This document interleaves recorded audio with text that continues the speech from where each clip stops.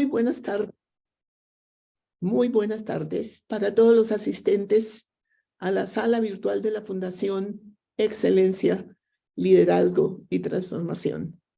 Es para mí un gran gusto estar de regreso a nuestras sesiones diarias en el día de hoy, con motivo de ese esperpento de documento que aprobó el Congreso Nacional, dizque como plan de desarrollo, hoja de ruta y yo no sé cuántos más títulos pomposísimos que le ha dado la aprobación que hizo el Congreso de la República.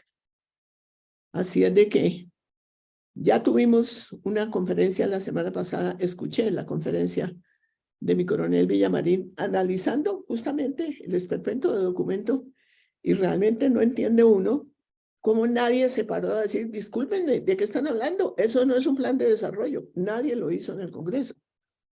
Entonces es tiempo de que en alguna forma nos manifestemos para que las cosas se hagan como se deben hacer. A estas alturas, el país ya tiene suficiente tecnología, tiene suficientes personas idóneas en el trabajo de lo que es la planificación del desarrollo económico del país para que nos vengan a salir con semejante cuento tan absurdo. Empecemos, mi coronel, por favor, con las diapositivas de la... Desafortunadamente, no he podido encontrar la razón por la cual no me permite hacer directamente la participación de compartir el archivo. Esta es una nueva presentación nuestra de la Fundación. El siguiente, por favor. ¿Qué hacemos con los cuadritos negros? ¿Cómo los podemos quitar? No es que estoy aquí dando la entrada a alguien, pero eso se quita ya que mi coronel contenga el acceso. Lo sigamos recitamente, yo le doy aquí el acceso. Bueno, de todas maneras, quiero recordarles que hace escasamente un mes estuvimos hablando en conjunto de 3 grandes proyectos realizados independientemente. Uno que se llamó el diseño para un nuevo país de naturaleza macroeconómica. Otro que se llamó la posibilidad de un verdadero plan agroindustrial, perfectamente formulado a través de un desarrollo por todo el país. Y un tercero, que fue la biotecnología agrocolombiana.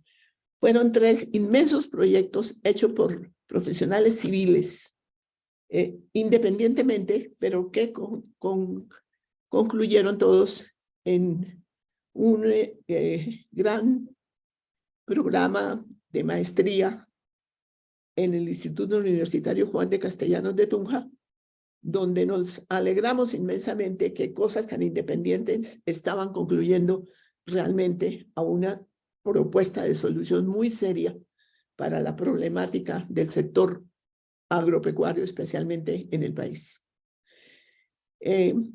Yo quisiera preguntarles a los que están en este momento en la sala, si alguno recuerda, después de todo lo que hablamos al respecto en esos 3 grandes programas de investigación, ¿cómo considera usted que se debe formular un plan de desarrollo actualmente en el país? Le pregunto, por ejemplo, a mi coronel Iván González, ¿cómo opina usted que se debe realmente formular un proyecto de desarrollo para el país? Pues no estaba preparado para la idea, pero me imagino que tiene que ser con objetivos, propósitos, tareas, programas, planes y muy prospectivo, muy futurista, estratégico, lógicamente basado en la información genuina y auténtica del pasado y el presente, es decir, incluir la historia. Bueno, sí, realmente son puntos que hay que tener en cuenta, pero como lo hemos dicho en varias oportunidades, en varios artículos que hemos presentado en la web, en varias exposiciones que hemos hecho, el bienestar de la gente se manifiesta cuando el desarrollo económico es evidente por el buen manejo de la política del gobierno central, del gobierno nacional. No es posible que el gobierno pueda mandar en todos. La empresariedad debe estar en manos de la sociedad y de allí florecen todas las iniciativas. El gobierno de cualquier país debe estar pendiente de lo que es las cosas absolutamente necesarias para la comunidad, como son la facilidad de comunicación a través de vías bien desarrolladas, como son la facilidad de educación a todo nivel para la ciudadanía, como son la salud, es decir, todas las cosas que son de carácter comunal para la sociedad, y el gobierno solamente facilitarle la empresariedad en todo sentido, obviamente como un regulador, no como un permanente interventor. Le pregunto también a mi coronel Carvajal, por ejemplo, porque veo que en la costa atlántica hay mucha, en este momento, mucha inquietud por desarrollos específicos del sector como región. ¿Cómo están haciendo eso desde el punto de vista plan de desarrollo, mi coronel Carvajal? Gracias, Rosita. Sí, hay muchos proyectos aquí en Barranquilla. Yo pienso que lo primero que hay que tener en cuenta para que se haga un proyecto es con qué presupuesto se cuenta, para empezar a formular lo que hay que hacer. Aquí se desarrollan muchos proyectos, no he oído nada que tenga que ver con corrupción. A propósito, son grandes, está por ejemplo el del parque, se me escapa el nombre en este momento, un parque sobre la Ciénega de Marroquín, es un gran proyecto que hay. También hay unos grandes proyectos relacionados con la conectividad con las vías. Hay proyectos también relacionados con el mantenimiento de unas instalaciones que estaban abandonadas. Ejemplo, el Instituto de Bellas Artes, que va a quedar hermoso. Está previsto para inaugurarlo o reinaugurarlo en septiembre. Es una gran universidad, se le programaron 36.000 millones de pesos. En este momento la inversión va por el orden del 70%. He pasado por ahí y está quedando muy bien.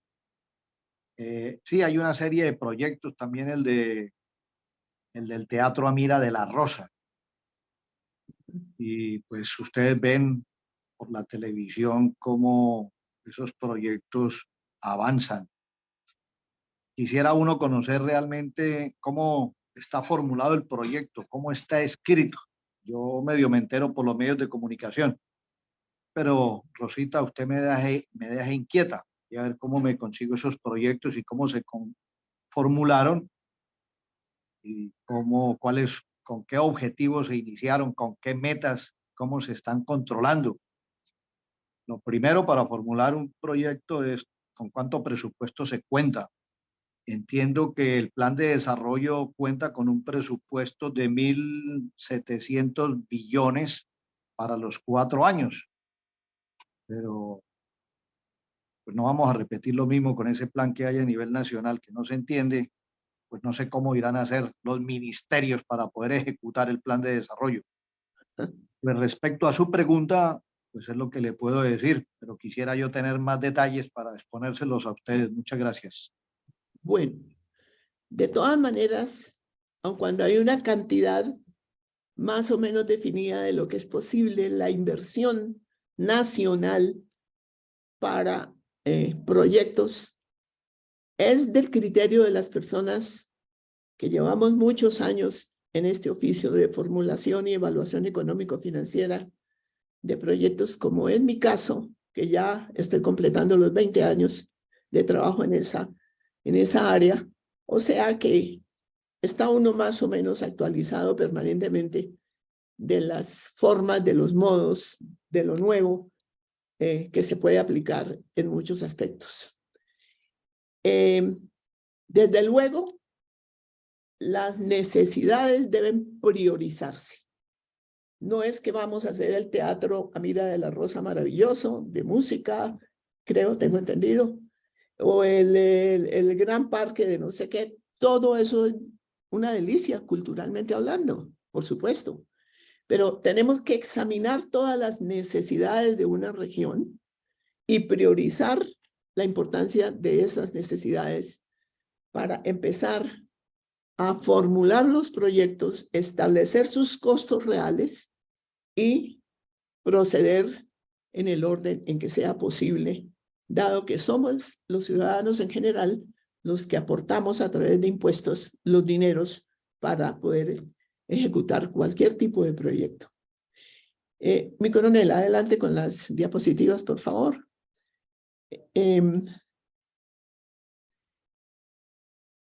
Desde hace más o menos ya casi 2 años, sí, 2 años, hemos formulado acá en Fundel un proyecto político estratégico que hemos denominado hasta ahora como Reunir, con el propósito de poder ser, porque hasta el momento somos sencillamente un movimiento significativo de ciudadanos, pero pretendemos a través de este proyecto político poder registrarnos en una votación de Congreso para obtener un umbral que nos permita una personería jurídica y constituidos en partido político poder realmente llegar al gobierno a lo que suelen hacer los partidos políticos, que es la representación de los ciudadanos en sus apreciaciones de lo que suceda en cualquier área del ejercicio nacional. En este proyecto estratégico, ya lo hemos hablado muchas veces, lo hemos mirado acá en distintos pedazos, en distintas formas. Hay artículos varios en la web que podemos utilizar y tiene 4 partes fundamentales, como se indica aquí. La primera de preliminares, la segunda de estructura organizacional, la tercera el plan estratégico y la cuarta todos los documentos que son de ley. La que sigue, mi coronel, por favor. Creo que necesito. Por ejemplo, en la de preliminares tenemos 6 cosas importantes porque este proyecto político es uno de los objetivos vitales de la Fundación. La Fundación tiene 3 proyectos muy importantes, 3 objetivos, que es la formación y promoción de estadistas con mentalidad de estrategas y que puedan ser promocionados como las personas más idóneas para cualquier cargo en cualquier nivel de la ejecución en el país, ya sea en la parte administrativa o en la parte legislativa, no tanto en la parte judicial, que es la que requiere mucha más certificación al respecto. Hay ahí 6 cosas importantes en preliminares. Hemos tocado la identidad e ideología del proyecto, los requisitos para el proyecto, para los militantes, para los simpatizantes, para los futuros candidatos, que aquí van a ser por elección interna, no porque yo soy yo y síganme todos, no. Aquí vamos a prepararnos y vamos a ser elegidos internamente por votación interna, valga la redundancia. Tenemos un planteamiento político estratégico para ese partido, ese proyecto de partido político. Hemos consultado toda la legislación vigente y tenemos muy claras las definiciones necesarias y hemos consultado también a nivel universal, tanto principios básicos como conceptos de bienestar ciudadano para elaborar. Le agradezco, mi coronel, que me pase a la diapositiva número 16, por favor.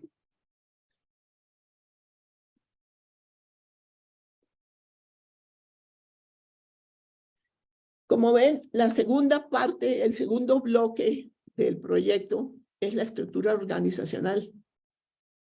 y en ella estamos hablando de la misión y la visión de este proyecto político estratégico.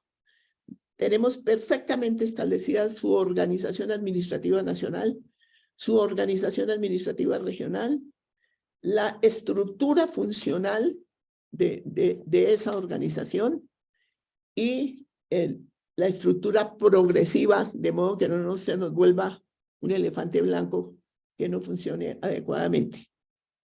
Y, por supuesto, tenemos una serie de equipos de alto impacto que son los que van a hacer funcionar el partido político cuando logremos ese umbral y logremos esa personería jurídica.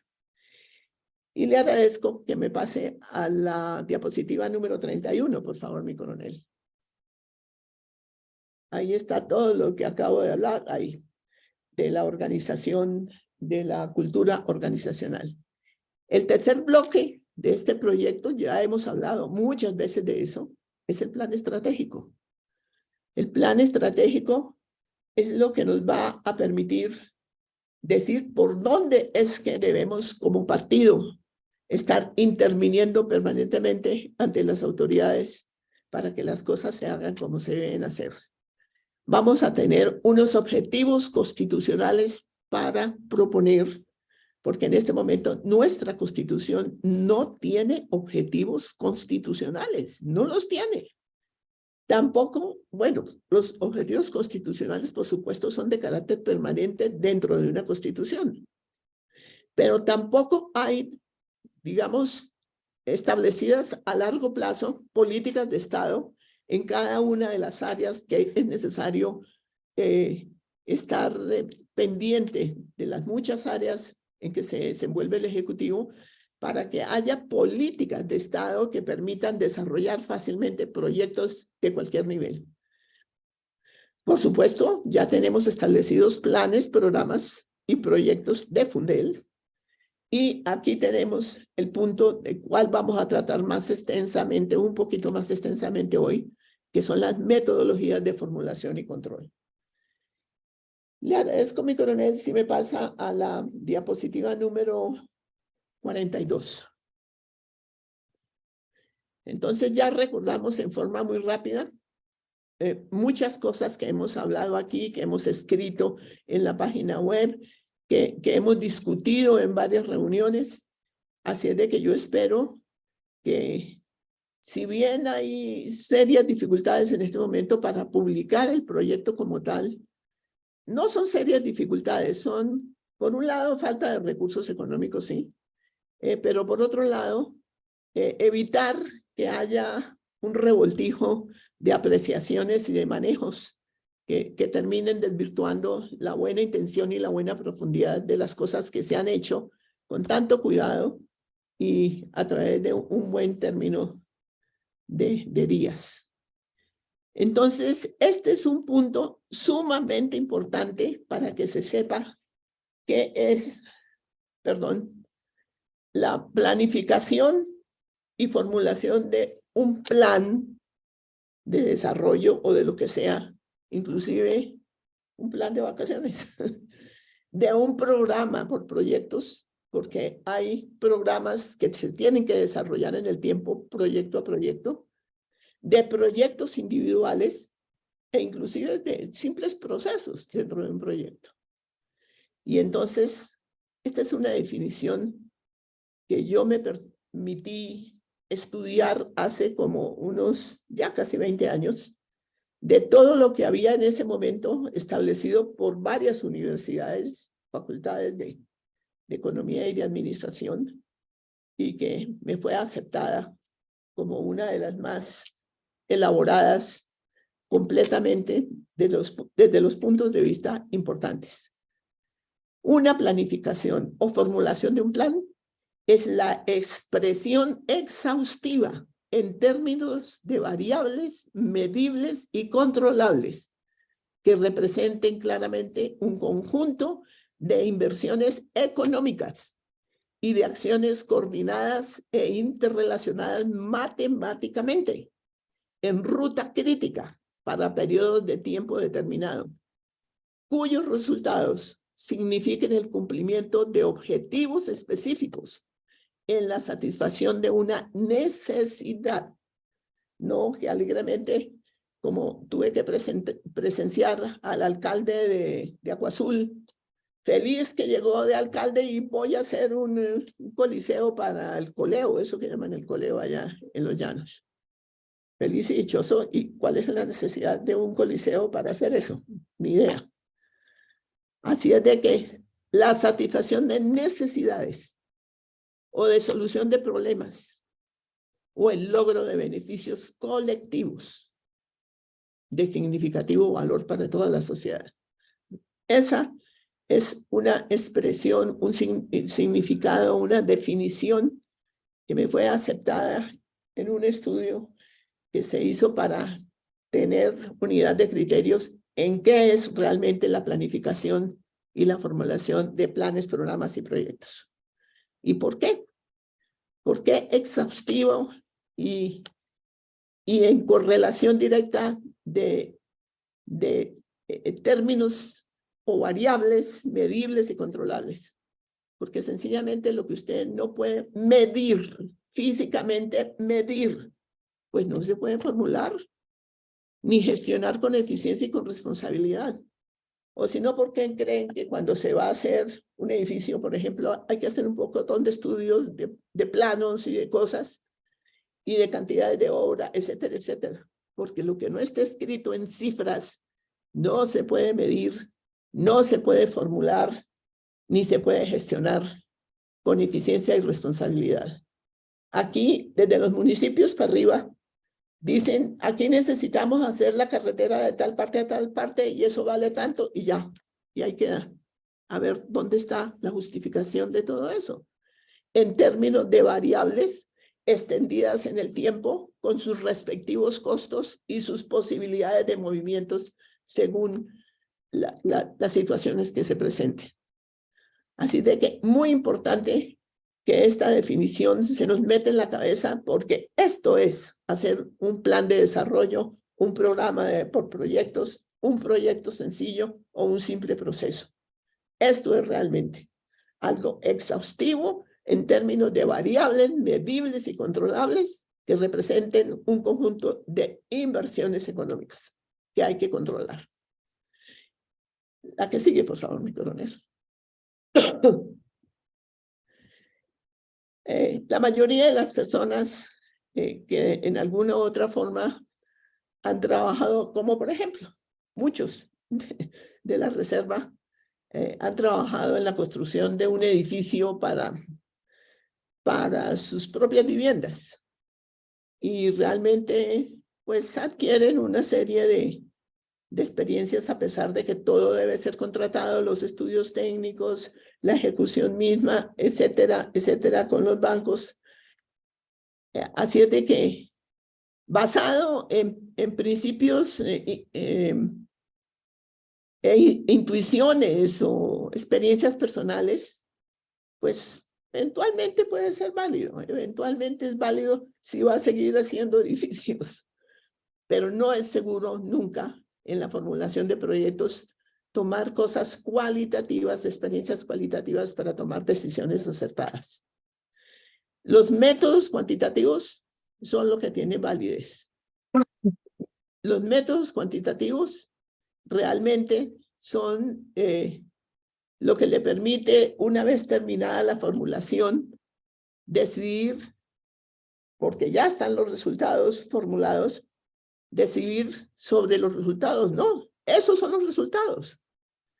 Lo que necesitamos manejar muy bien son los medios para lograrlos. Eso no significa de ninguna manera que ningún medio nos va a justificar de ninguna manera lo que no sea claramente legal, absolutamente ético y técnicamente explicable.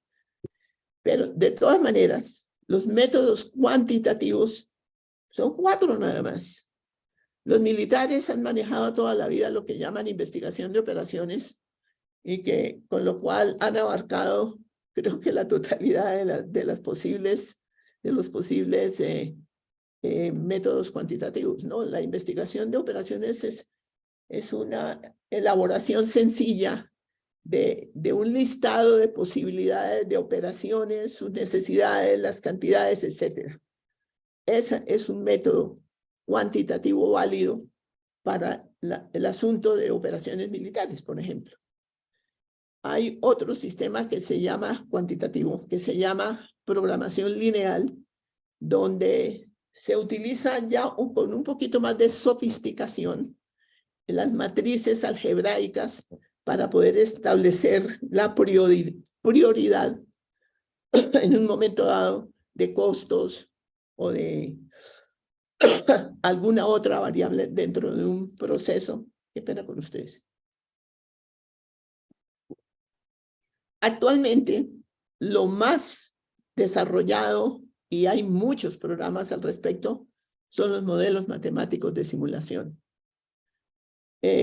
A ver, uno muy sencillo. Imagínense ustedes una hoja de Excel donde al lado izquierdo colocan exhaustivamente todas las variables que tiene su proyecto. Y usted las organiza por capítulos, ¿no? Por preliminares, por costos directos, por costos indirectos, por costos financieros. Los organiza por capítulos como quiera. Y extendido en el tiempo, como en cualquier diagrama Gantt, va a poner el tiempo que necesita cada uno de esos ítems, los costos, etcétera. Y si logra en la parte alta poner unas fórmulas matemáticas, eso ya lo traen los programas hoy en día, no tenemos que ponernos en ese ejercicio. Al final de ese ejercicio nos va a dar prácticamente un muy importante flujo de caja que nos permite hacer los movimientos necesarios para que todo se esté manejando en el tiempo adecuado. Esa es la técnica cuantitativa más oportuna. Hoy en día son los modelos matemáticos de simulación y hay varios. En este momento, el de mi manejo durante muchos años es uno desarrollado por la Facultad de Ingeniería de la Universidad de los Andes y que ha tenido gran éxito para muchísimos proyectos a nivel internacional. Y la última técnica, que es bastante sofisticada y no es de nuestro caso, es la técnica Monte Carlo de probabilidad, donde se utilizan las probabilidades en matemáticas cuando los proyectos que se van a evaluar son de gran complejidad por los costos de la consecución de la información, etcétera, y no son de gran frecuencia, pero existe como tal. Su nombre se debe justamente a la ciudad de Monte Carlo en el Principado de Mónaco, donde todo es el azar, todo es la probabilidad en los juegos que allí se realizan. Entonces, quedemos en que tenemos que conocer los modelos matemáticos de simulación y manejar por lo menos uno. Hay varios, y dependiendo seguramente muchos conocen, por ejemplo, uno que es costosísimo y que tiene cualquier variedad de programas que se llama el AutoCAD. Pero también hay específicos para cada tipo de proyecto que se va a desarrollar. Así es de que mucho cuidado con que nos vengan a meter ese mamotreto de yo no sé cuántas páginas aprobado por el Congreso como un plan de desarrollo, donde ni siquiera saben que tienen que utilizar la matemática para que eso les salga bien. Es increíble que eso suceda. Increíble. La siguiente, mi coronel. Cuando ya suponemos que estamos manejando adecuadamente un modelo matemático de simulación y tenemos, en principio, hecha una formulación estricta en el periodo de tiempo óptimo y con claridad suficiente de que los recursos económicos van a llegar oportunamente, porque de lo contrario estaría la primera falla. La evaluación que requiere cualquier plan, programa por proyectos o procesos requiere evaluación financiera, evaluación económica, prefactibilidad, que es la unión de estas dos primeras para establecer en primera instancia las las variables involucradas que van a garantizar el éxito. En la siguiente, por favor, mi coronel. Y eventualmente, cuando ya se pasó de la prefactibilidad, llegamos a la evaluación económico-financiera o factibilidad, que es la combinación de esas dos, ya con mecanismos muy especializados, y la evaluación social, que se aplica especialmente en planes gubernamentales o en planes privados, pero que tengan que ver con el beneficio común de la sociedad. La evaluación social se aplica a proyectos que tengan lucro o no. Lo importante es que su beneficio, su relación costo-beneficio sea importante para la pues, distribución adecuada en el grupo para el cual se está desarrollando ese tipo de proyectos. La que sigue, mi coronel, por favor. Esta es la cuarta parte de construcción del proyecto Reunir, donde tenemos todos los documentos de ley, estatutos, manuales, reglamentos, manifiestos fundacionales. Actualmente los tenemos en un podcast en la web de la fundación, y todos los documentos de ley, de NIT, certificaciones, etcétera. Y esto que estamos viendo y que hemos venido viendo desde hace rato es una simple presentación ejecutiva mínima, porque tenemos un folleto que exige la registraduría, que hemos decidido llamarlo el folleto de redacción extendida, donde se explica muy detalladamente, donde se definen muchas cosas y se concretan el cumplimiento de todas las cosas que exige la registraduría para que se pueda llevar a cabo la inscripción de un movimiento significativo de ciudadanos que pretende alcanzar un umbral y obtener una personería jurídica como partido. La siguiente, mi coronel, por favor. Bueno, yo creo que hasta aquí vamos a dejar este conversatorio a través de diapositivas, porque lo que me interesa fundamentalmente es escuchar las opiniones de los asistentes a este evento de las 6 de la tarde, de modo que todos se sientan involucrados, que no solamente somos el equipo número 1 o el equipo número 3, el que está trabajando aquí o allá, sino que todos, absolutamente todos, estemos aportando constantemente como evaluación constante, como mejoramiento continuo a todo lo que haga la fundación. Así es de que, establecida la identificación de cómo es que se formula un proyecto, plan, programa por proyectos, proyectos individuales, proyectos de economía mixta, lo que sea, todos realmente se tienen que manejar es a través de modelos matemáticos de simulación y no a través de documentos tipo de Rooks, tipo La Habana, tipo todo eso que escriben los sociólogos, o yo no sé quién escribe todo eso, con mucho lenguaje pomposo y rimbombante, pero que no tiene nada que ver con la formulación real de los proyectos que necesita el país en las distintas áreas que ya maneja con mucho detalle la Oficina de Planeación dentro del Ministerio de Hacienda.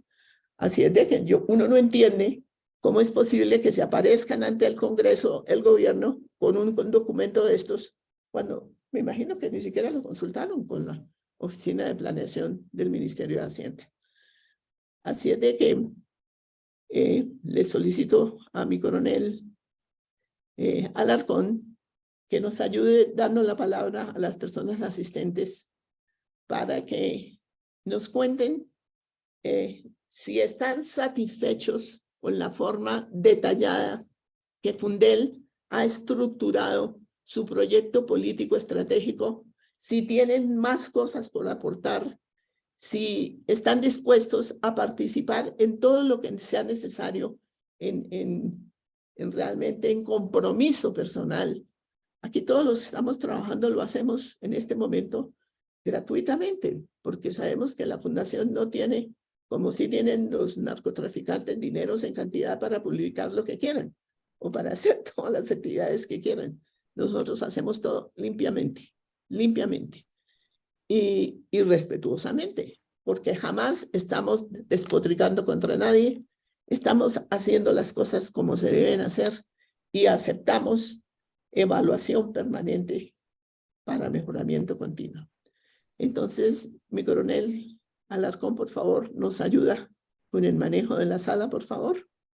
Seguro, con mucho gusto, ingeniera. Tiene la palabra entonces Campo Elías Ortiz.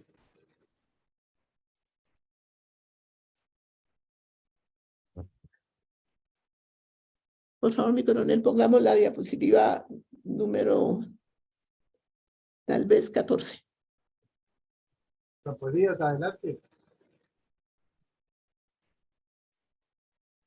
Pues vamos a dar la palabra a Freddy Ríos. Adelante, por favor.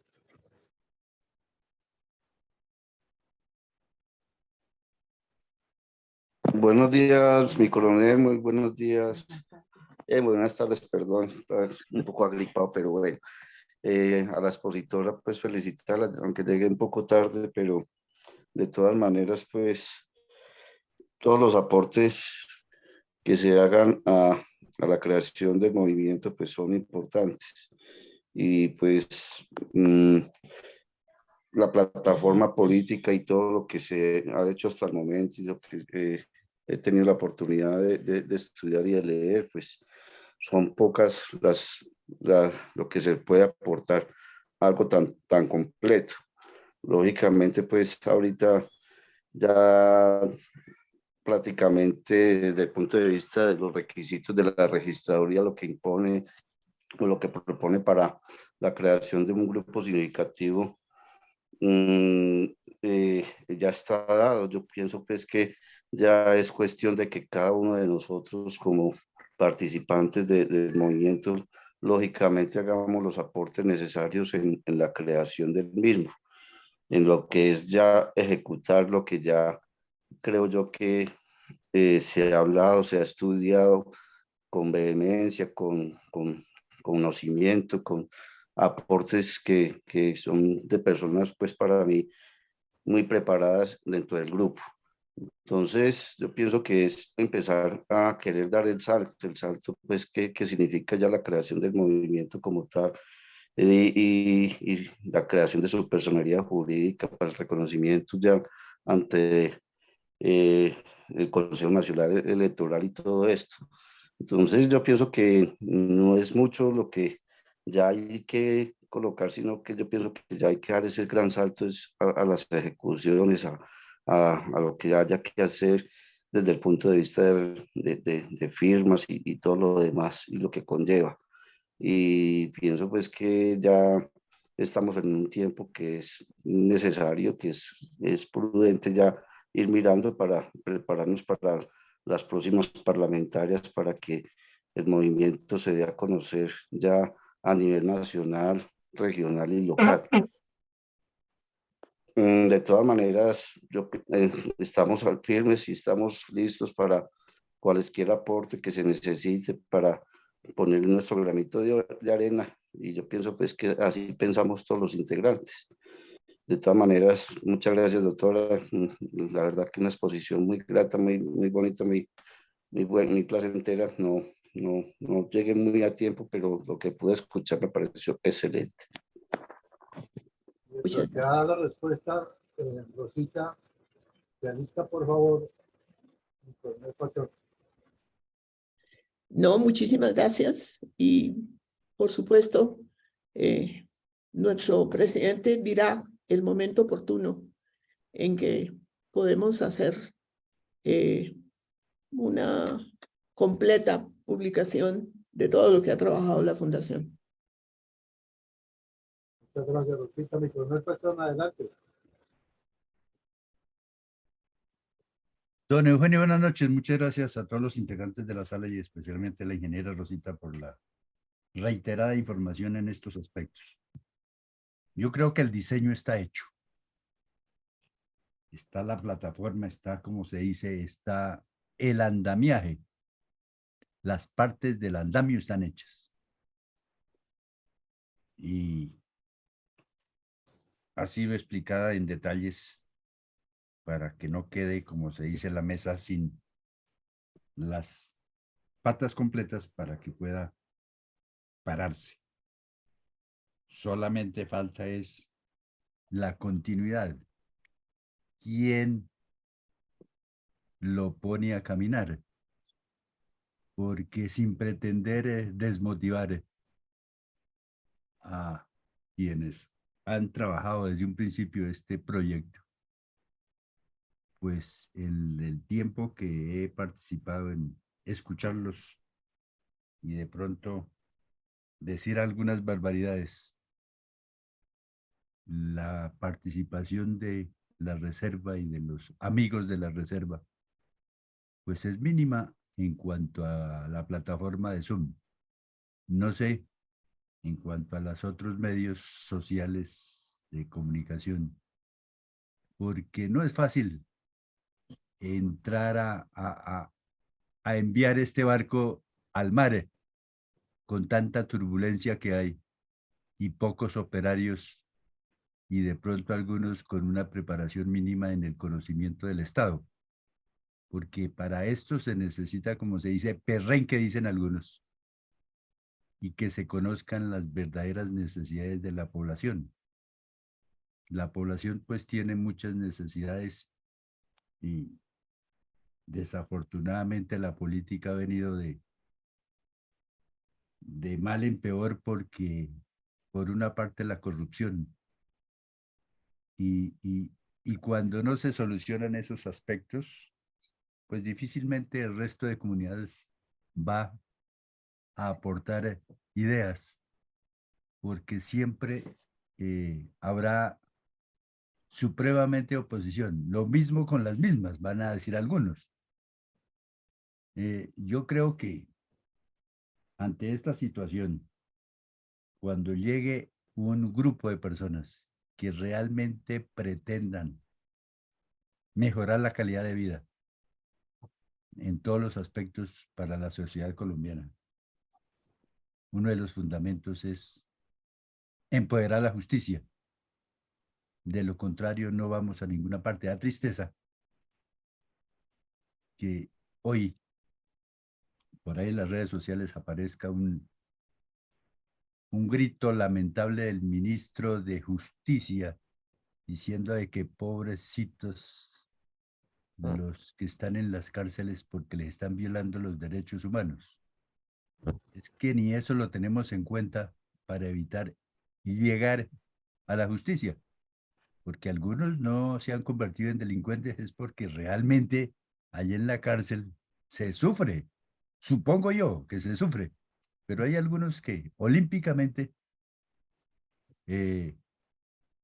viendo la situación, no tienen las precauciones y caen. Entonces, no sé, la política necesita, como se dice, chispa, algo que realmente como que lo empuje a uno, por una parte, a participar con ideas que sean viables para desarrollar, porque uno se aterra es ver tantos elefantes blancos de obras de tiempo atrás. Caso aquí del CAN, el edificio para el Ministerio del Trabajo y Obras. Seguridad Social, creo. Y ya desde que yo estoy viviendo aquí, 25 años, no le han metido, como se dice, ya, al menos debían era, como se dice, de destruir lo que han hecho, porque ¿para qué tienen ahí un asunto que no conduce, sino un aviso al olvido, un aviso a invitar de que es mejor dejar las cosas así.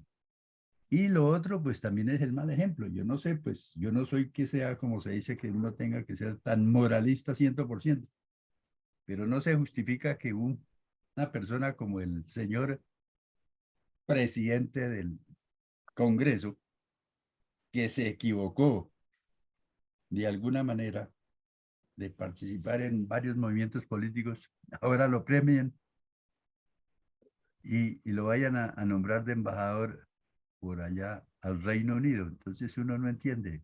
¿Premiar qué?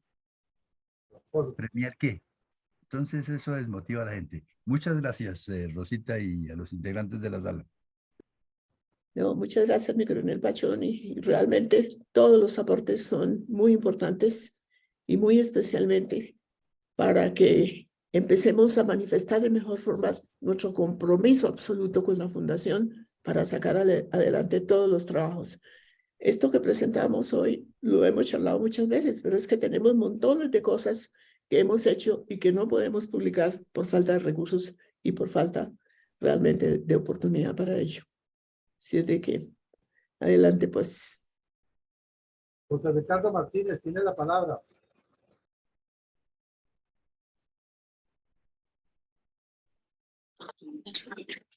Sí, señor, como no, buenas noches para todos.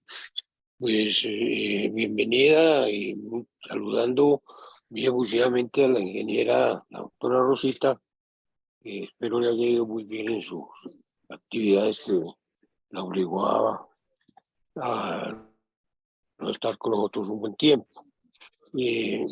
Siguiendo el derrotero que se ha venido proponiendo la Fundación en la formación de un partido político de las características tantas veces ya anunciadas y conocidas por quienes hemos venido participando desde un buen tiempo, pues está muy adelantado. Hay que verlo más en las primeras partes, cómo está conformado ya todos los aspectos de una entidad de esa naturaleza, un partido político, y se va de ahí en adelante. Y en el caso mío, personalmente, es mucha mi voluntad y estoy atento a cualquier actividad o cualquier asunto que se necesite hacer dentro de la conformación de esa noble entidad.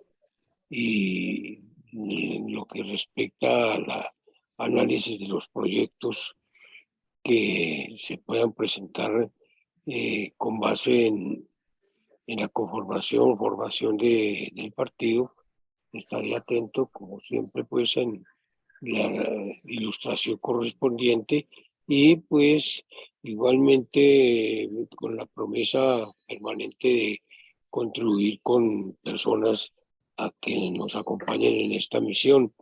Hasta el momento sí tengo algunas personas que por una u otra circunstancia en alguna forma tienen que relacionarse conmigo y aceptan de pronto, no, ya está aceptado en parte, acompañarnos en esta labor. Muchas gracias. Bueno, muchísimas gracias, José Ricardo. Realmente olvidé mencionar que es sumamente importante que nos acordemos todos de estar invitando a las señoras por una razón muy sencilla. Dentro de nuestros mismos estatutos promovemos que haya un 50% de participación por género en cualquiera de las actividades. O sea que necesitamos a las señoras. Por favor, inviten a sus esposas, a sus mamás, a sus tías, a sus primas, a sus amigas, para que se enteren. Desafortunadamente, la mujer colombiana ha estado bastante apartada de lo que es realmente el manejo político, económico y social del país.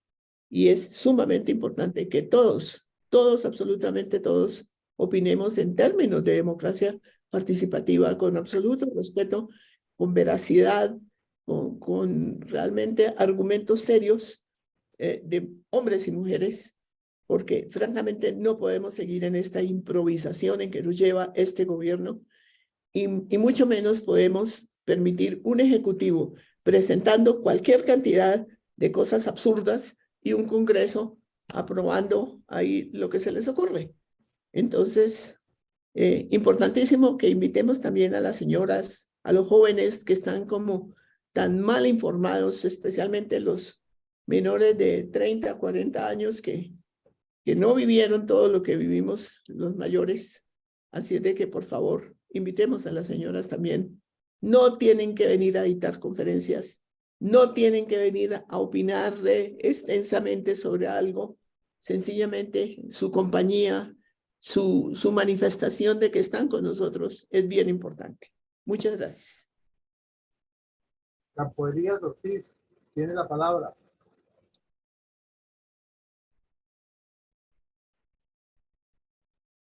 Puedes abrir tu micrófono, Campo Elías. Dale, si queremos más tarde. Vamos a darle la palabra entonces a Eduardo Patiño.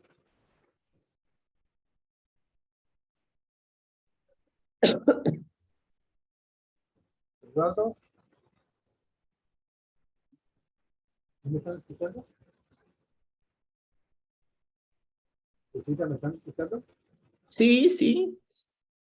Pero no veo qué pasa con los micrófonos. Coronel Carvajal, adelante, por favor.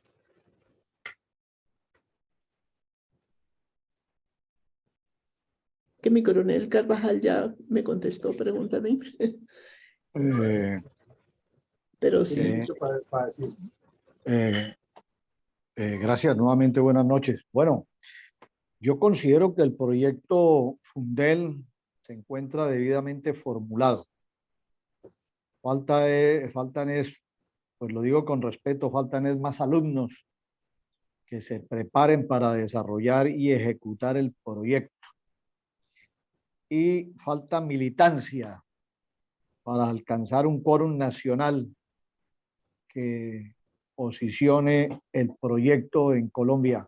Muchas gracias. Muchas gracias, mi coronel Carvajal. Tiene la palabra mi coronel Ramiro Saldaña. Buenas noches, mi coronel, gracias. Bueno, pues me agrada mucho ver de nuevo a la doctora Rosita Medina de López, el motor de estas conferencias, que ahora con esta magistral presentación que nos hizo, pues nos deja un poco más tranquilos, porque realmente en anteriores conferencias era más fraccionada la información. Y ahora ya tengo una conceptualización mejor. Y ya, digamos, entrando a la pregunta de la doctora, pues realmente yo me alineo con lo que dijo el doctor Freddy Ríos, con lo que dijo mi coronel Carvajal, respecto de que la parte intelectual, la parte del diseño, se ha hecho con tanto cuidado que yo pienso que creo que ya no se puede guardar. Que yo creo que ya debemos, en la medida de nuestro conocimiento, irlo difundiendo con nuestras palabras mientras se pueda hacer el registro como el grupo significativo de ciudadanos ante la autoridad competente, que en este caso es, como dije, la registraduría. Respecto de lo que, del deber ser, creo que en la anterior conferencia se habló, una cosa es la teoría y otra cosa es la realidad. Muy claro lo ha dicho, y con pleno conocimiento de este documento que se llama el plan de desarrollo, que es tan vacuo y falto de contenido. Esa es la realidad, de ahí la importancia de ir presentando ya este plan, que yo creo que este plan, en mi manera de ver y mis pocos conocimientos, es tan completo que casi que es difícil plagiarlo, o por lo menos cuando se lance, que ya se lance de una vez, que es una producción de Fundel. Yo asimilo, digamos, esto que la doctora de alguna manera lo dijo, como cuando se va a construir una obra, por ejemplo, un edificio. Ahí está el diseño estructural, el diseño arquitectónico y con ellos la elaboración del presupuesto.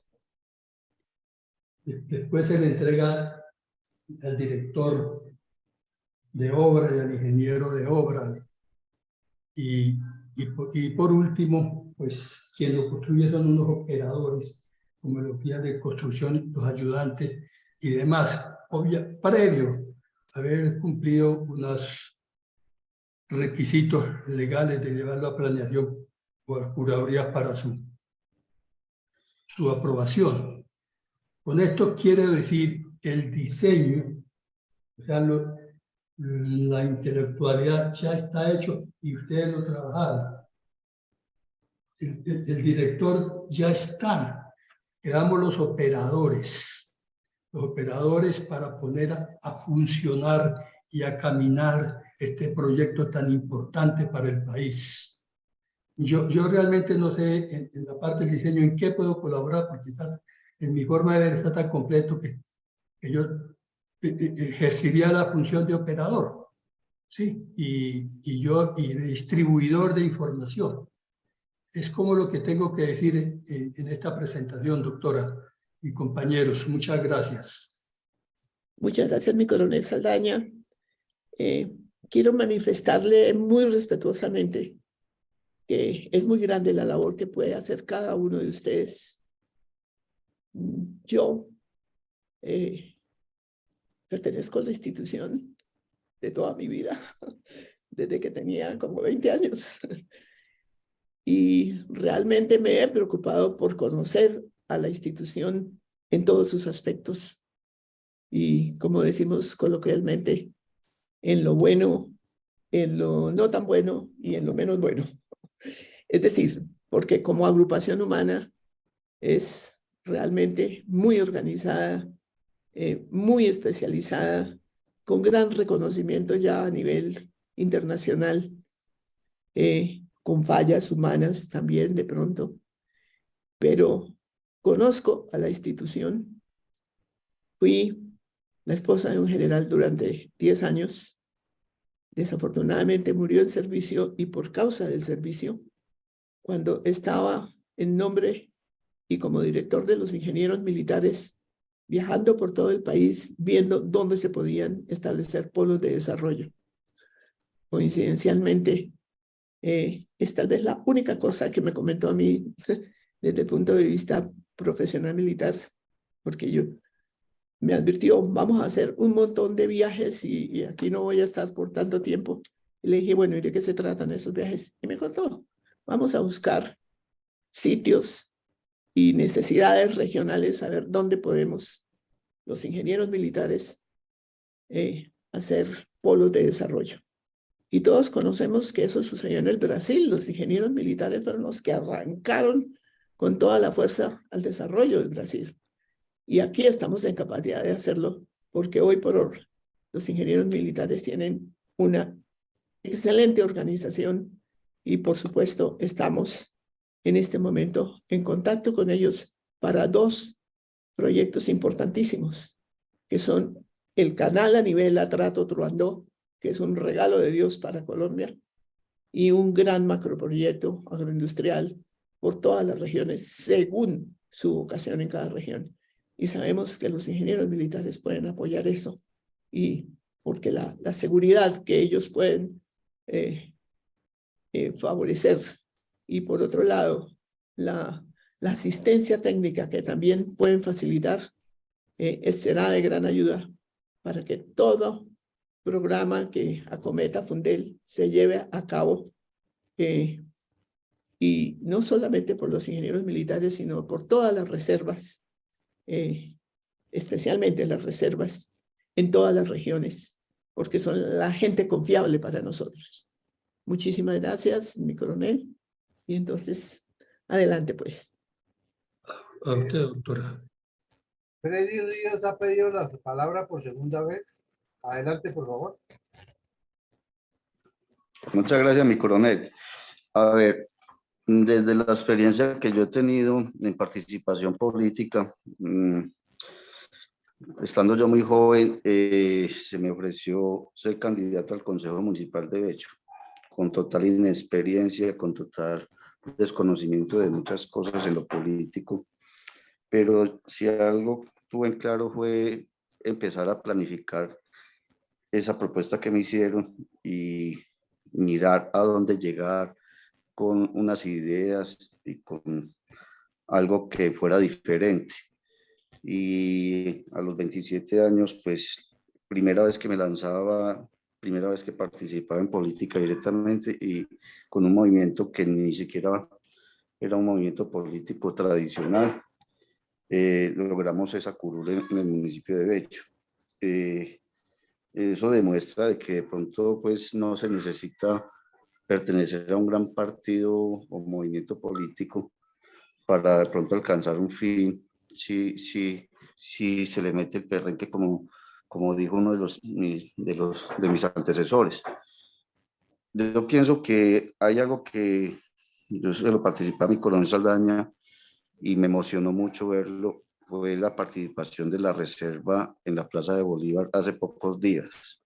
Eso demostró que somos muchos y que cada año, pues lógicamente son muchas las personas exmilitares que salen ya con posibilidad de participar en política y que nosotros tenemos que buscar desde esta plataforma, porque la tenemos toda clara. Pocos movimientos políticos pueden tener los ideales, todo lo que se le ha trabajado con la participación muy activa de mi coronel Villamarín y de todos ustedes, pero que la verdad tenemos que buscar cómo persuadir, porque el personal está, y cómo tenemos que identificar el movimiento, el momento político de Colombia y de las regiones y de los municipios.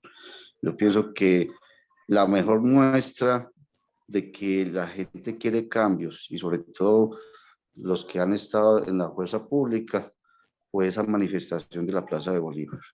Ahí tenemos que buscar la manera, hacer el mercadeo político que es necesario, reclutar, que es un término muy militar, para reclutar todas estas personas que se necesitan para ese número significativo de personas para crear un movimiento político. Entonces, yo pienso que las bases están dadas, vuelvo y lo repito, y es simplemente ya mirar mecanismos de mercadeo político, de reclutar gente, pero gente que le aporte a esto, que no vengan pues de pronto a dañar lo que ustedes con tanto ahínco han creado.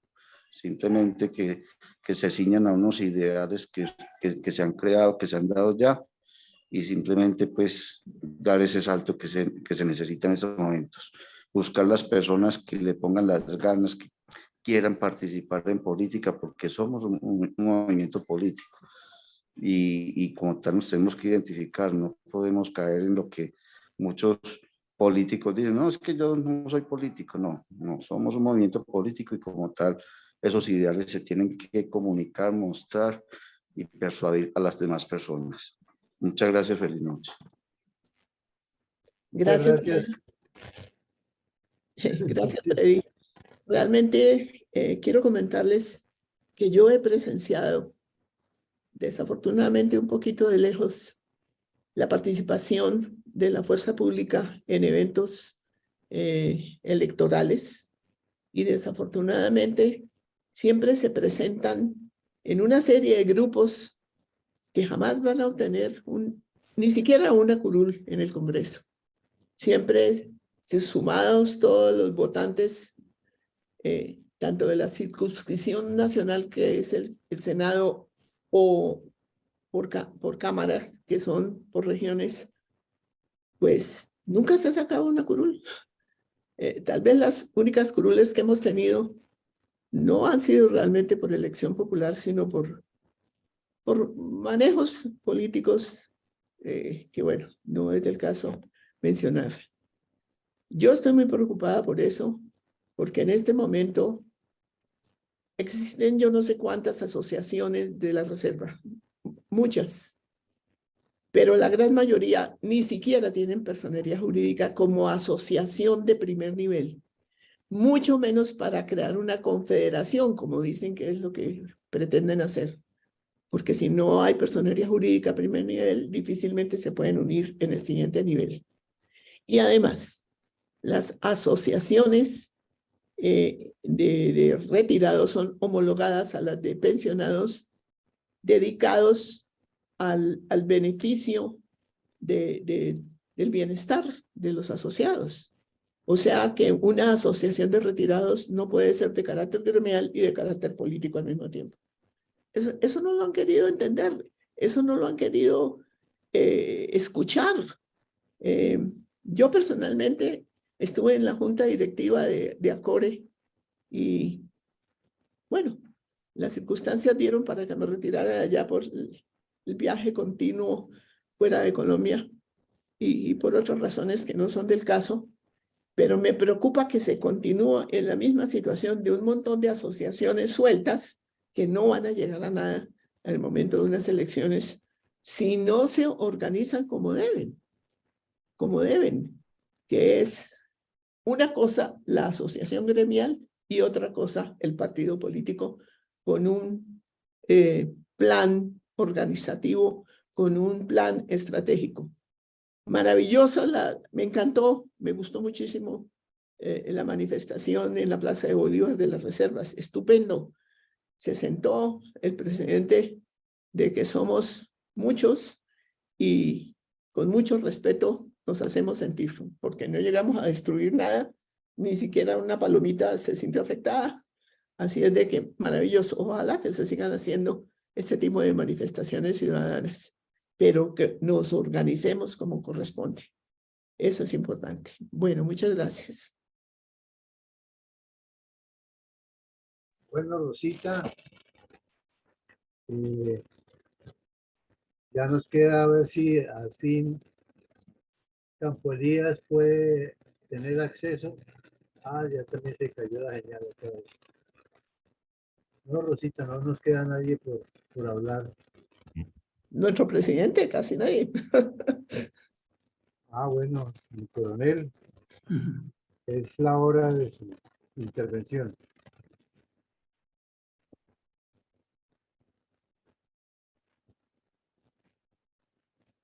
Tenía el micrófono cerrado.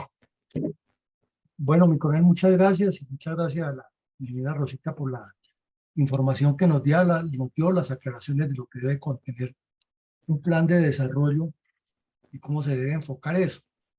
El lunes nos decía el doctor Muñoz que para que un plan de desarrollo sea mucho más creíble en el orden oficial del departamento, de la nación, del municipio, debe tener un aspecto fundamental bien clarificado, es la información que se envía a los entes de control fiscal, específicamente la Contraloría, ¿no? Porque la Contraloría va a revisar cifras, va a revisar sus resultados, va a calificar gestiones. Y lo mismo a las instituciones del Estado que queden implicadas dentro de un proceso de esos. Hay una especie de Contraloría paralela en el buen sentido de la palabra, que son las oficinas o las direcciones o los departamentos de régimen de control interno. Y la función de estos departamentos es precisamente hacer un control preventivo, selectivo, un control durante la ejecución de las obras y un control final para ayudar a garantizar que se fenezcan las cuentas. Lo mismo, los contratistas del Estado, como en cualquier empresa, pues hay que constituir unos seguros en algunos casos, unas primas, establecer los seguros. Pero por otro lado hay que establecer los conceptos que dan los auditores, las auditorías que se hacen. Entonces, si eso no está claro, en un plan de desarrollo, cómo se van a manejar los recursos, pues siempre le faltarán los 5 centavos para el peso, siempre las partidas serán insuficientes, siempre habrá corrupción y lo que se pone muy etéreo no funciona. Así como se hacen planes con mucha literatura para determinar procesos, sobre todo en la parte jurídica y la parte gerencial del manejo del talento humano y de reglamentos, de disciplina y de convivencia, etcétera, pues también tiene que quedar muy claro es que lo que se escribe, como cuando se hace un presupuesto o cuando llega un presupuesto aprobado a una entidad del Estado, que viene, lo que son fondos comunes y fondos de no sé qué, el numeral 1.3 y el 1.5 y el 1.8 y el 20-8, todo eso está ya esquematizado y existe. Entonces, sobre esos aspectos que se trabaja, por decir algo, se incluye desarrollar el proyecto ecoturístico en La Mojana, Sucre, Córdoba, Bolívar, para incrementar un proyecto de agroindustria, digamos, de aceite de palma. El Estado colombiano va a promover eso por medio del Ministerio de Agricultura. Entonces va cuantificado, se destina para eso 30 millones de pesos, 40, no sé cuántos, y irá en tres partidas y afectará los rubros tales y tales del presupuesto. Entonces, así es que se hace el proyecto serio, ¿no? Pero aquí en Colombia, pues ya nos acostumbramos a que lo serio siempre es para los funcionarios medios y los bajos, y los de arriba pueden cambiar las cosas. Y por eso es que a menudo se ve que el gobierno saca recursos de un lado al otro y que los presidentes donde llegan van prometiendo y disponen de recursos. Es un régimen presidencialista que desafortunadamente permite esto, porque de tantas cosas que escribieron en la Constitución, no escribieron eso. Ya que si quieren, el plan de desarrollo debe ser medible y verificable sobre cifras. Punto. No más. Entonces, quien haga un plan de desarrollo sabe que si no lo hace así, pues se lo devuelven. Ahora, uno diría, entonces la Contraloría General de la Nación es la que tiene que tomar acción aquí. Claro, claro que tiene que tomar acción. Pero también las superintendencias, porque es que la labor de las superintendencias es verificar que en su determinado campo se estén cumpliendo las normas de lo que ellos vigilan y que los recursos que destine el Estado para distintas obras también o distintas acciones se cumplan. Entonces, por ejemplo, aquí vemos que las inspecciones que tiene el Ministerio de Educación, del cual el señor Petro habla hasta por los codos, es la solución a lo que tenemos, a nuestros problemas, pues no se ve tampoco ninguna responsabilidad en ese plan de desarrollo al cual le mete muchos aspectos en el listado. Entonces, en síntesis, el plan de desarrollo debe tener siempre el aspecto fiscal. Depende del nivel como lo haga, pues puede ser general, pero con unas normas claras de cómo se desarrollan para que las entidades que le hacen ese control fiscal lo hagan adecuadamente y lo desarrollen de acuerdo con la ley. Y lo lógico es citar la norma que está vigente. Pero igual, es que el Congreso de la República, que es el otro revisor, no fiscal, sino revisor general de ese plan, tampoco cumple con su deber porque es que la calidad de nuestros congresistas es muy baja. Es que yo creo que ponen a uno de esos que inclusive dicen que nos representan de este lado y eso es la primera vez que en su vida oyen hablar la palabra Plan Nacional de Desarrollo. Y entonces los que hablan son los que manejan el tema económico o los que dicen que lo manejan, como pasaba con Robledo en la parte de Minas, que era el único que hablaba, y los demás a pupitrazo limpio lo que dijera el cacique de su partido. Y entonces nos pasa, como vimos ahora, que es que Gaviria dice que los liberales no pueden votar y uno pregunta, ¿es que Gaviria es el dueño del Partido Liberal o qué?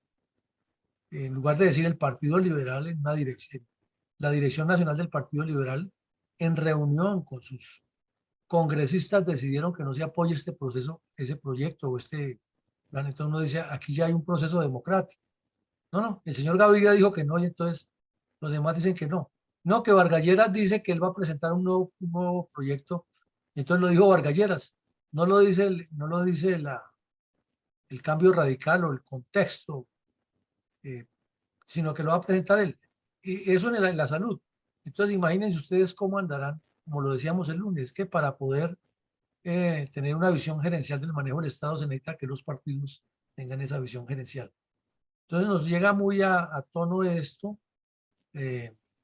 No somos los expertos en elaborar un plan de desarrollo, porque eso hay que estudiarlo mucho. Pero entonces lo mínimo que puede hacer un presidente o un gobernante es, si no sabe eso, no sabe cómo hacerlo, llamar a quienes saben y darles sus ideas de cómo quiere desarrollar su gobierno y que técnicos lo califiquen. Ahora viene otro punto en el que uno dice, tanta paja que hablan, porque es paja lo que hablan, no tiene otro nombre, en la Universidad Nacional, que es que los gobiernos no sirven, que hay estudios y estudios y requete estudios, y realmente si uno se mete a la página de la Universidad Nacional y revisa el repositorio virtual, eso es por toneladas que hay cosas. Y uno dice, bueno, ¿y entonces por qué la Universidad Nacional, que tiene tanto genio en economía y todo eso, no asume con el gobierno nacional una elaboración de un proyecto y lo presentan ante el Congreso, y va a la Universidad Nacional y le explica a todos esos genios de la economía que tenemos en el Congreso, que todos son tan intelectuales como la ministra de Minas, y les dice qué es lo que van a firmar y les enseña? Inclusive, ¿por qué no se coordina con el secretario del Congreso, con el secretario del Senado y la Cámara, que todos esos genios, antes de firmar allá y dar pupitrazos, hagan unos cursos y se los dicte la Universidad Nacional, la Universidad de los Andes, y entonces así sí pueden aprobar algo que por lo menos entienden de qué están hablando? Pero estoy seguro que si llamamos al 90% de los congresistas y los sentamos aquí, a ese Ariel Ávila, de todos los momentos, a la Pizarro, Pastor Alape, no tienen la menor idea de qué es esa vaina. Están pensando es que les den mermelada, que les den la posibilidad de votar y que le llegue a las regiones para manejar recursos. Eso sí lo saben hacer, pero ya sabemos para qué. Entonces, muy completo ese análisis, y vemos que sí tiene el Estado colombiano las herramientas para buscar de dónde hacer un plan de desarrollo bien hecho. Ahora, supongamos que la universidad no tiene la capacidad.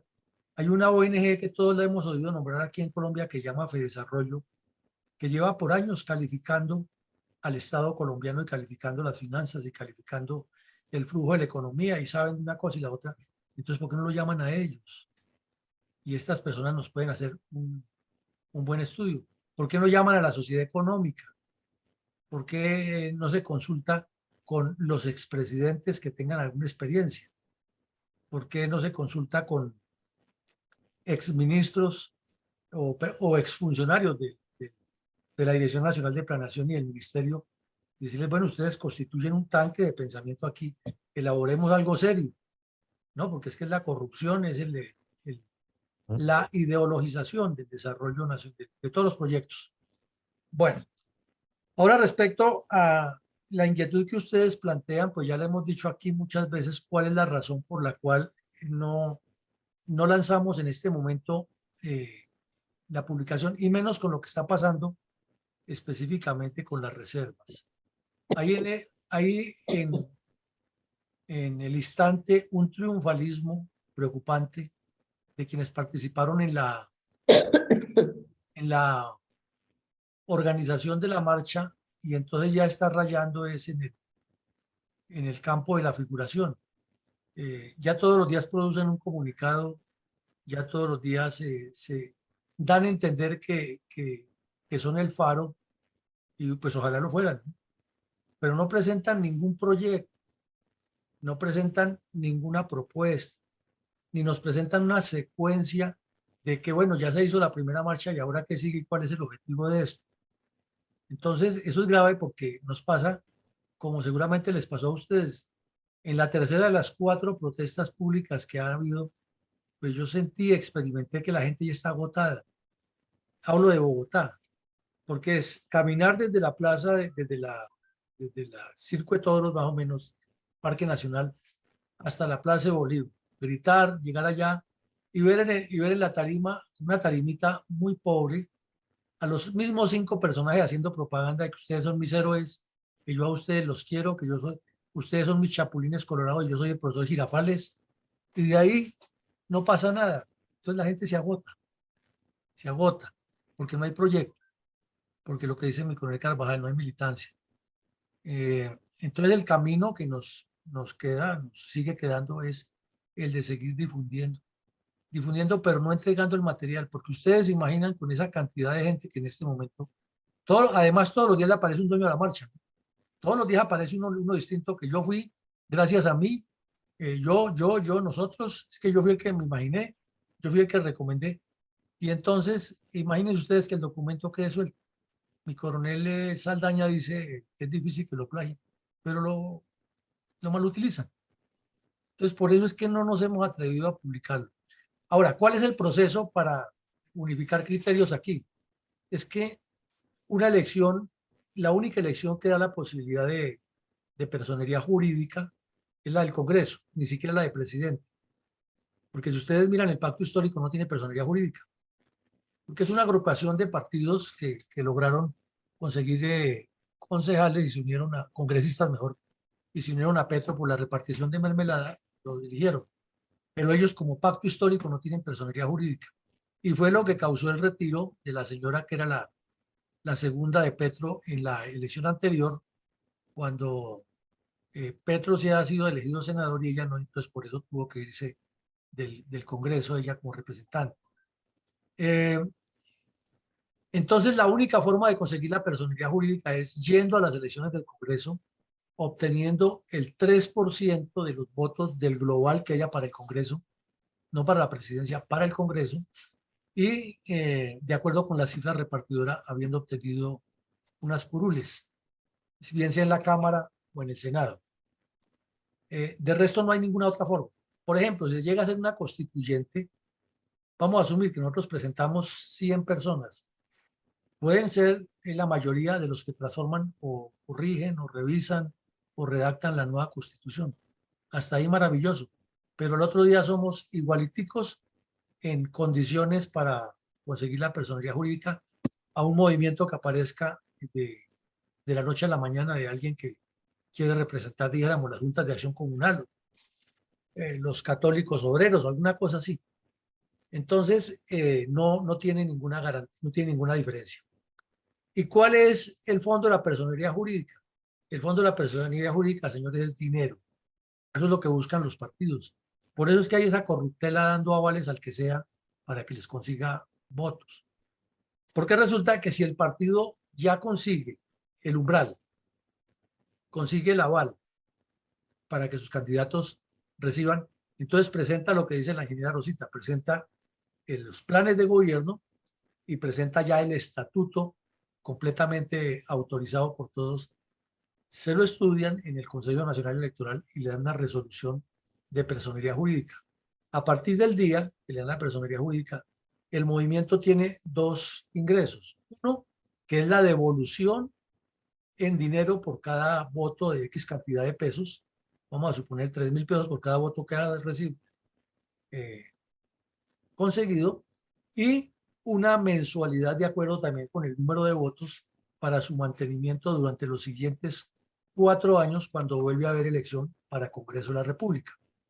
Entonces ahí está el secreto del afán que tienen todos los partidos, y por eso es que si aparece cualquier persona y le dice al Partido Liberal, déme el aval para participar, y si es lista cerrada le dicen, bueno, ya usted está de 95, hágale, o trabaje con el senador tal o trabaje, porque lo que les interesa es que esa persona consiga 100, 200, 500 votos, y al sumar el partido mantiene el umbral de mínimo el 3%, y con eso sigue recibiendo dinero. Una figura, porque ustedes seguramente me dirán, ¿cuál es la explicación técnica por la cual hay unos partidos que les dieron una personería jurídica nueva o se la revivieron? Uno es la Unión Patriótica, que siempre han tenido el cuento de que los mataron porque ellos estaban rezando y lo único era que rezaban todas las mañanas, por la tarde y por la noche al Divino Niño Jesús y a las 11.000 vírgenes. Ellos nunca cometieron nada. Entonces vinieron y nos mataron todos casi amarrados. Entonces la UP reclamó eso y les dieron la personería jurídica, lo cual nos parece una leguleyada porque eso no está ni en la Constitución ni está en el Estatuto Electoral de los partidos ni nada, pero aquí en Colombia las leyes sirven para todo eso. Ya entonces aparecieron los galanes y dijeron, es que a mi papá lo mataron cuando era candidato, entonces también tenemos derecho. Entonces los Gómez también dijeron, es que a Laureano lo mataron cuando era candidato, entonces también tienen derecho. Y así poco a poco lo han ido extendiendo y ya personas que participaron y que, por ejemplo, que la vicepresidenta participó por un partido, pero que como ella es vicepresidente, entonces también tenga autorizada. Y así han ido recuperando un montón de grupos que han sido leguleyadas. Entonces uno oye también que las reservas tenemos que reclamar que nos den ese espacio. No, no se puede porque nosotros no hemos participado con un partido como reserva. Sí tenemos muchas personas de la reserva que han sido asesinados, no haciendo campaña política, sino han sido perseguidos por las FARC y por otros grupos. Eso se podría aducir y argumentar, pero como no hemos participado como partido organizado, entonces ahí no funciona. Esto es bueno para que no nos emocionemos tanto, más bien seamos mucho más racionales en lo que decimos y hacemos. Entonces, en síntesis de todo lo que hemos dicho, la planeación o la elaboración del Plan Nacional de Desarrollo debe estar atado con la disponibilidad presupuestal, siempre. Y eso lo sabemos también en la parte de quienes hemos trabajado con el Estado, que uno quisiera hacer maravillas. Uno ve que hay 50 muros que están cayendo de una instalación y cuando va a mirar el presupuesto no es sino para uno solo. Entonces toca dar prioridades, toca dar prioridades. Entonces, si el presupuesto nacional ya está hecho y tiene unos ítems y cada ministerio y cada departamento administrativo dice por aquí, por aquí, por aquí, entonces hay es que estudiarlo y como en todo en derecho, ¿no? Si se puede hacer un traslado presupuestal porque la ley lo faculta, entonces hay que hacerlo por el lado que es, pidiendo los permisos a los entes que corresponden y esos hacen una resolución y lo trasladan. Porque si se hace de otra manera, llama peculado, por destinación, por cambiarle la destinación de que tenía un rubro. Eso es elemental manejo público que se aprende muchísimo con las leyes de contratación y con lo que es el manejo fiscal. Y la Escuela Superior de Administración Pública da todos esos cursos a las entidades.